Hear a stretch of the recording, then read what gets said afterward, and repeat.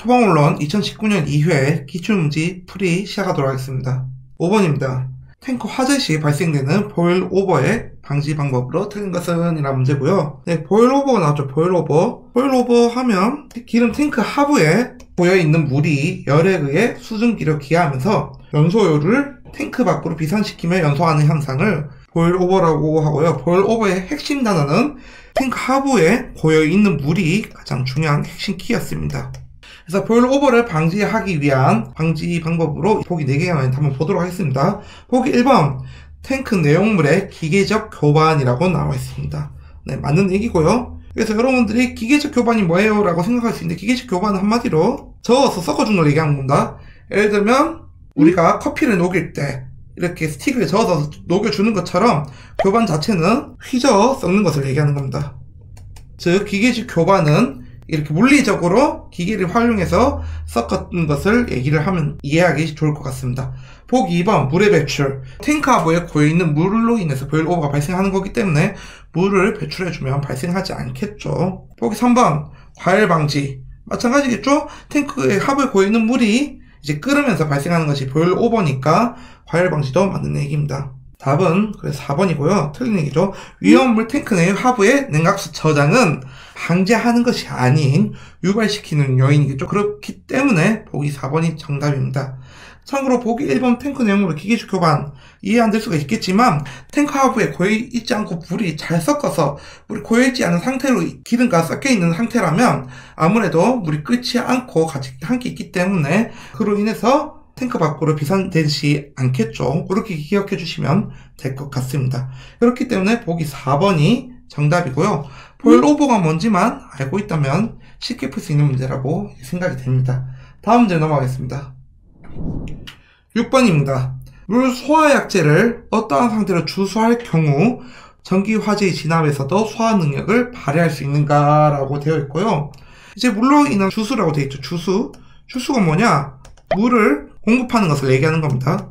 우리 제일 흔하게 쓰는 게 주유라고 하죠. 기름을 주유한다. 내 차에 기름을 주유한다고 할 때 주유가 기름을 공급하는 것을 얘기하는 거죠. 마찬가지로 주수는 물 숫자에서 물을 공급하는 것을 주수라고 얘기를 하고요. 물의 주수는 총 3가지가 있습니다. 공상주수, 적상주수, 부상주수가 있습니다. 공상주수 같은 경우에는 물을 가늘고 긴 봉의 형태로 주수하는 방식을 공상주수라고 얘기를 하고요. 적상주수는 물을 작은 물방울 형태로 주수하는 방식을 얘기합니다. 무상주수는 적상주수보다 더 작아지는 겁니다. 물을 매우 미세한 안개 형태로 해서 물을 분사하는 방식을 무상주수라고 얘기를 하고요. 물 같은 경우에 보통 도체입니다. 도체이기 때문에 전기 화재일 때 뿌리면 안 되는데 미세한 안개인 상태일 때는 물이 도체가 아니라고 합니다. 네, 부도체이기 때문에 전기 화재에서는 물에 의한 무상주수에 의해서 소화를 하고 있습니다. 그래서 매우 미세하기 때문에 분자 간의 거리가 밀어서 전기성이 없다고 얘기를 하고 있고요. 그래서 무상주수일 때는 물에는 비도체가 된다는 것까지 기억해 주시면 될 것 같습니다. 왜냐면 관련 문제가 기출에 나왔었기 때문에 이유까지 기억해 주시고 답은 3번으로 하고 넘어가도록 하겠습니다. 다음 문제입니다. 7번입니다. 화재 시 CO2를 방사하여 산소 농도를 11볼륨%로 낮춰 소화하려면 공기 중 CO2의 농도는 약 몇 볼륨 %가 증가되어야 하는가 라는 문제고요. 네, 이산화탄소 농도를 묻는 문제면 보통 공식이 있습니다. CO2 농도는 21 빼기 O2, 산소의 농도죠. 산소의 농도를 21로 나눠주고 곱하기를 100을 하면 이산화탄소의 소화 농도가 나옵니다. 즉 이산화탄소의 소화 농도가 나오면 반드시 이 식을 기억하면 될 것 같고요. 그래서 21분의 21 빼기 O2 곱하기 100인데 문제에서 산소 농도가 몇 프로라고 나왔죠? 네, 11%가 나왔습니다. 그래서 21분의 빼기 11 곱하기 100으로 해서 실시간으로 계산기 뚜뚜를 보면 약 47.62%가 나옵니다. 그래서 보기를 봐서 가장 유사한 숫자를 찾아보면 보기 1번이 47.6이 가장 유사한 값이기 때문에 정답은 1번이 됩니다. 근데 사실 공식만 알 수 있으면 쉽게 풀 수 있는 문제입니다. 다음 문제로 넘어가도록 하겠습니다. 8번입니다. 분말 소화약제의 취급 시 주의사항으로 틀린 것은? 이라는 문제고요. 보기 1번부터 보겠습니다. 습도가 높은 공기 중에 노출되면 고화됨으로 항상 주의를 기울인다. 네, 맞는 얘기죠. 습도가 높으면 덩어리가 가루가 되죠. 고화는 덩어리화 되는 걸 얘기하는 겁니다. 우리 실생활에서 보면 가끔 오래 보관된 설탕 같은 거 뚜껑 열어보면 뭉쳐있는 경우가 있죠. 그런 경우는 고화가 됐다고 얘기를 하고, 네, 습도가 높은 공기 중에 노출이 되면 잘 고화가 됩니다. 그렇기 때문에 주의를 기울여야 되고요. 보기 2번 충진이죠. 가루기 때문에 충진 시 다른 소화약제와 혼합을 피하기 위하여 종별로 각각 다른 색으로 착색되어 있다. 네, 이것도 맞는 얘기입니다. 분말 소화약제는 1종, 2종, 3종, 4종 있는데 4가지마다 다 다른 색깔로 착색이 되어 있습니다. 그렇기 때문에 맞는 얘기고요. 보기 3번 실내에서 다량 방사하는 경우 분말을 흡입하지 않도록 한다. 네, 이것도 맞는 얘기죠. 분말 소화약제라고 하지만 화학 물질이겠죠. 그렇기 때문에 실내에서 다량 방사하는 경우 우리 몸에서 흡입하면 악영향을 끼칠 수 있기 때문에 분말을 흡입하지 않도록 마스크를 쓴다거나 그런 방법으로 사용을 해야 합니다. 보기 4번 분말 소화약제와 수송막포를 함께 사용할 경우 포에 소포 현상을 발생시키도록 병용해서는 안 된다. 틀린 이거의 답은 4번입니다. 4번. 자, 소포 현상이 뭐냐? 거품을 제거되는 현상을 얘기하는 겁니다. 수송막포 자체가 어떤 거냐면, 이제 포라고 하면 여러분들 이해하기 힘들겠지만 보통 세탁세제에서 들어간 게 다 포입니다. 하나의 포. 그래서 열어보면 검은색 분말도 있지만 중간중간 한번 파란색이라는 거 분홍색 분말이 들어가 있죠. 거기 하나의 포라서 그 안에 화학물질이 들어있는 겁니다. 그래서 화학물질이 들어있고 이제 부어서 녹으면서 그 안에 있는 화학물질이 나오면서 불을 끄는 역할을 하는 것인데, 수송막포 같은 경우에는 이 포가 녹으면 거품이 발생하면서 이 거품을 이용해서 소화하는 현상을 활용합니다. 근데 포를 소포시킨다면 되지 않겠죠. 네, 그렇기 때문에 분말 소화약제 자체가 일단은 포를 소포하지 않기 때문에 병용이 가능합니다. 분말과 수송막포는 우선 병용이 가능하고요. 또한 수송막포를 소포 현상도 발생시키지 않습니다. 소포 현상을 발생시키지도 않고 그럼으로 인해서 병용이 가능하다는 점 기억해 주시면 될 것 같고요. 여기서 추가로 설명할 거는 이제 소포 현상이라는 게 있고, 이제 문제를 풀다 보면 소포성이라는 게 있습니다. 이 두 가지를 그래서 학생들 많이 헷갈려 하는데요. 소포 현상은 거품이 제거되는 것이 소포 현상이라고 얘기를 하는 거고요. 소포성은 뭐냐? 포가 깨지는 성질을 얘기하는 겁니다. 알겠죠? 그래서 소포 현상은 거품이 제거되는 현상을 얘기하는 거고, 소포성은 포가 얼마나 잘 깨지는 성질을 얘기한다는 거. 이 두 개 반드시 헷갈려 하지 말고 넘어갈 수 있도록 합니다. 왜냐면 이 소포성에 관련된 문제도 나오기 때문에 이렇게 이 문제를 통해서 더 설명을 드린 겁니다. 그래서 답은 4번이고요. 다음 문제로 넘어가도록 하겠습니다. 13번입니다. 다음 중 동일한 조건에서 증발 잠열이 가장 큰 것은? 이란 문제고요. 여러분들 증발 잠열이 가장 작은 것은 보통 묻지 않습니다. 증발 잠열이 가장 큰 것은? 이라고 묻고 있고요. 물입니다. 물. 네, 반드시 물이 보기에 있을 거고 물이 정답입니다. 이런 문제가 나오면. 자, 물의 증발 잠열은 539 칼로리 퍼 그램이라고 얘기하고, 줄로는 2245, 2250, 등등 2200대의 킬로줄라 퍼 킬로그램으로 표현을 하기도 합니다. 이것도 마찬가지로 539라고 나타내기도 하고 540 칼로리라고 나타내기도 합니다. 예, 책마다 문제마다 다르게 제시되고 있습니다. 거의 540 칼로리다. 2200킬로줄이라 기억하면 될 것 같고요. 그 책에서는 다른 문제들도 이제 증발 잠열이 다 주어져 있습니다. 질소 같은 경우에는 거의 200, 활론 같은 경우는 120, 이산화탄소 같은 경우 574 이렇게 주어져 있는데, 이 세 개의 물질의 값은 굳이 기억할 필요는 없고요.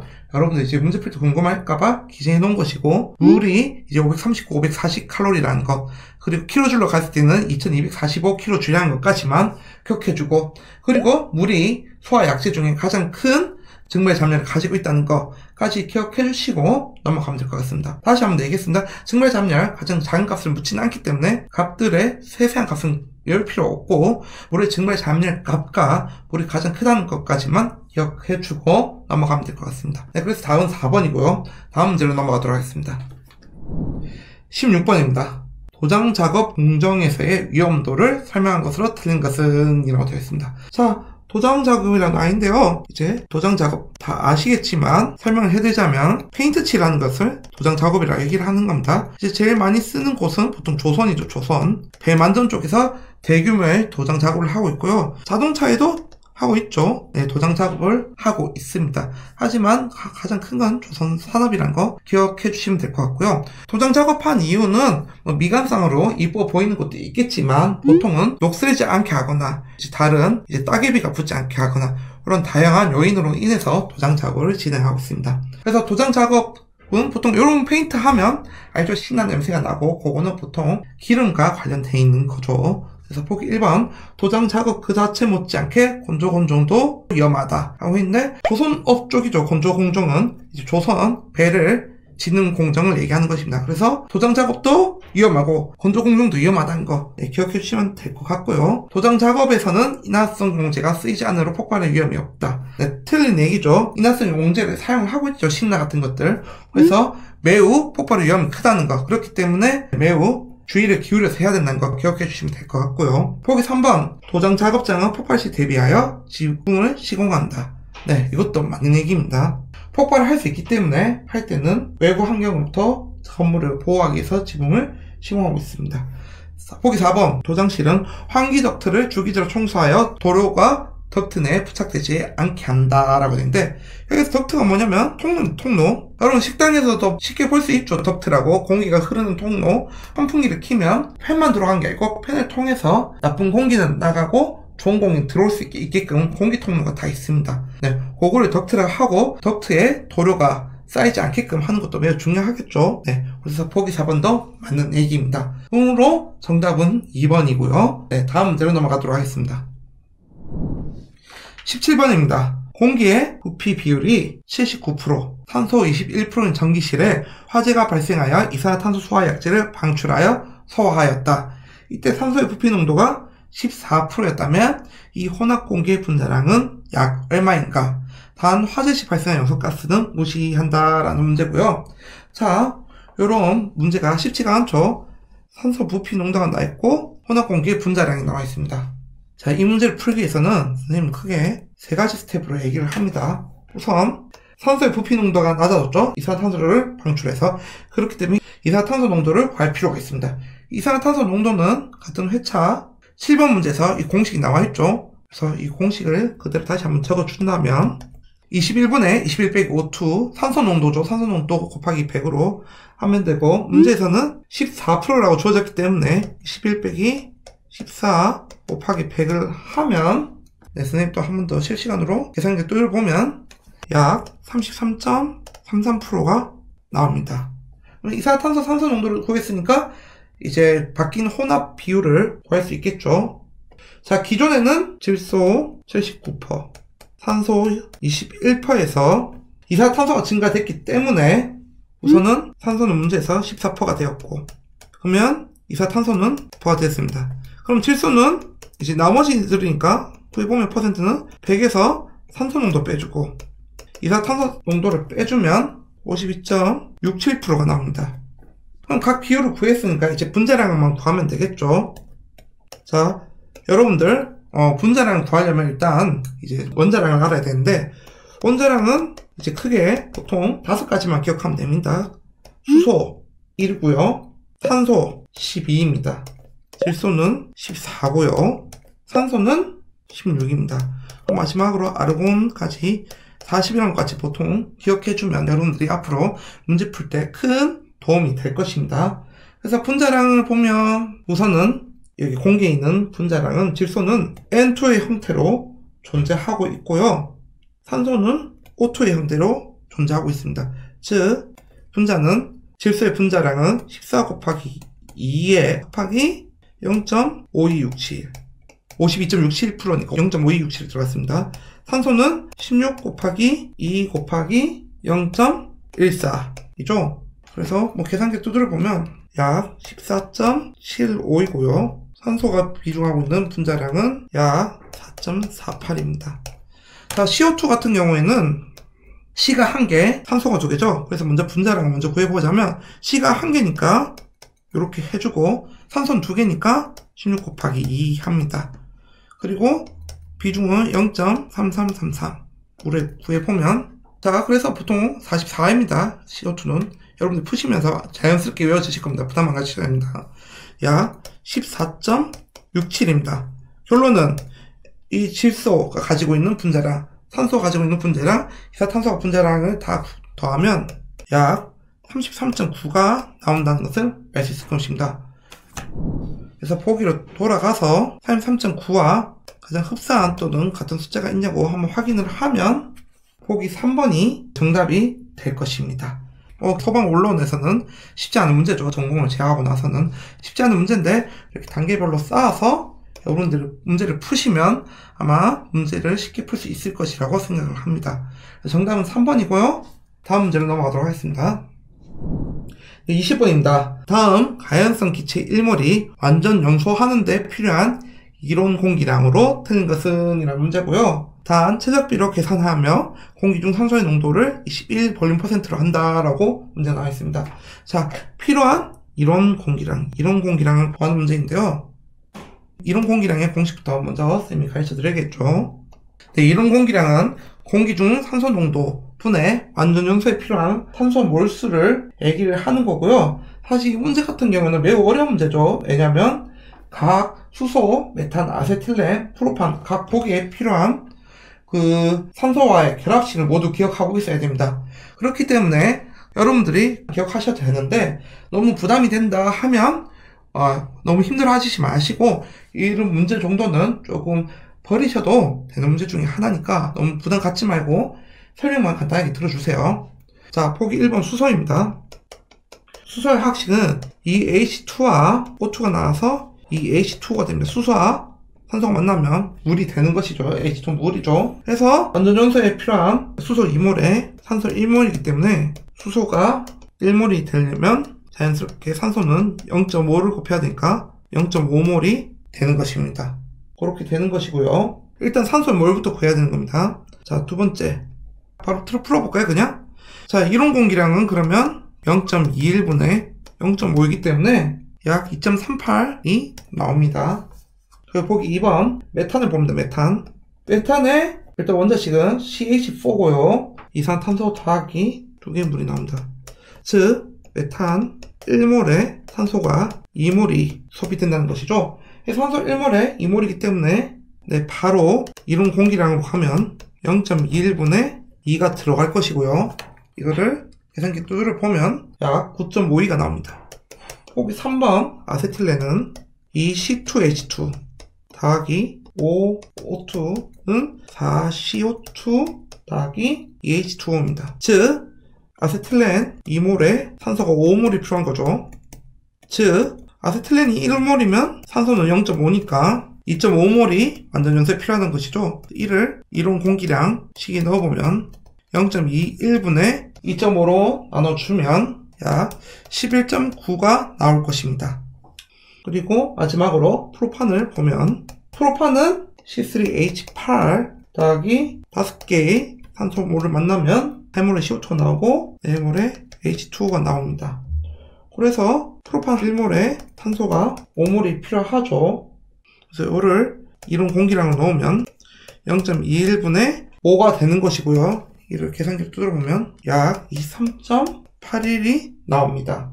그래서 수소는 이론 공기량은 2.38몰, 메탄은 9.51몰, 이론 공기량은 11.91몰, 프로판은 23.81몰이고요. 그래서 확인을 해보자면 유일하게 다른 값이 3번이 나오는 것입니다. 16.97이 아닌 11.9가 나오죠. 그래서 정답이 3번입니다. 20번 같은 경우에는 위험물도 굉장히 친숙하고 소방으로 인해서 화학식도 굉장히 친숙하기 때문에 큰 부담이 없을 수 있겠지만 거기에 해당하지 않는 비전공자분들은 너무 공식도 많고 외워야 될 것도 많기 때문에 요거 부담 갖지 마시고 그냥 아세틸렌은 11.9다라까지만 기억해 주시면 될 것 같습니다. 그래서 보기는 3번이고요. 이것으로 소방언론 2019년 2회 기출문제풀이 마무리하도록 하겠습니다. 감사합니다.